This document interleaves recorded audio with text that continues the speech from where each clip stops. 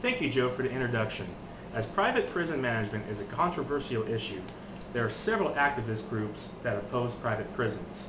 Industry leaders must be aware of these opposition groups as they are looking for legal loopholes and are lobbying to politicians to downsize or even ban private prisons. In addition, groups that oppose private prisons claim that privately managed prisons are in violation with human rights laws. The industry leaders must be able to counter such attacks and align with the proper legal and political groups.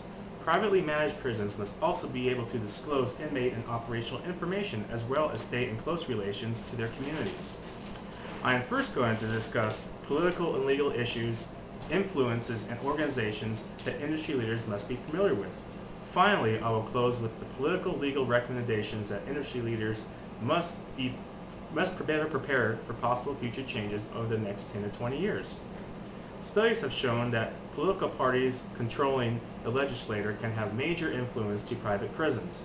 Though the Republican Party typically favors private prisons, the Democratic Party has recently started to favor prisons as a result of overcrowding in general. An important legal issue that industry leaders must be familiar with is the non-delegation doctrine.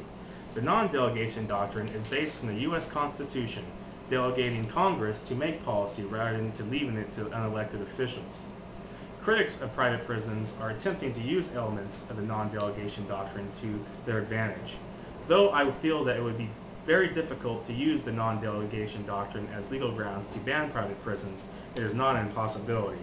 Private prisons are in compliance with all federal and local laws. In addition, the non-delegation doctrine really does not have enough bite to make a strong case to ban private prisons.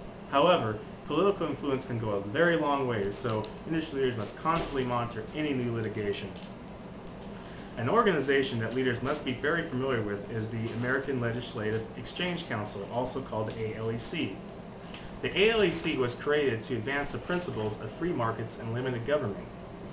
The ALEC highly supports increasing the amount of private prisons in the U.S. In addition, the ALEC supports legislative policy making and decisions to promote privatization of prisons.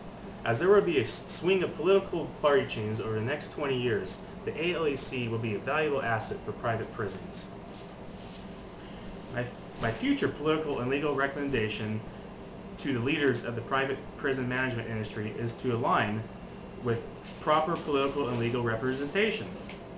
Establish strong support from the community and assure that all human rights laws are complied with. As new laws and policies are constantly being revised, industry leaders must align with political representatives that will protect, support, and enhance the future of private prisons.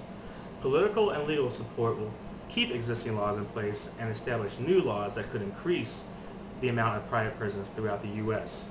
In addition, establishing and maintaining a strong relationship with the ALEC is extremely important for the future of private prisons. The ALEC is opening the doors to expanding privatization, and the private prison industry has great opportunity for expanding. My final recommendation is regarding the community support and human rights laws.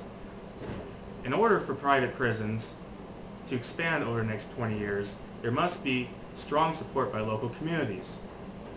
Being actively involved with the community gives the industry a positive image. Also, staying in compliance with all human rights laws is a necessity, as any human rights violation will give fuel to the fire for the groups who oppose private prisons.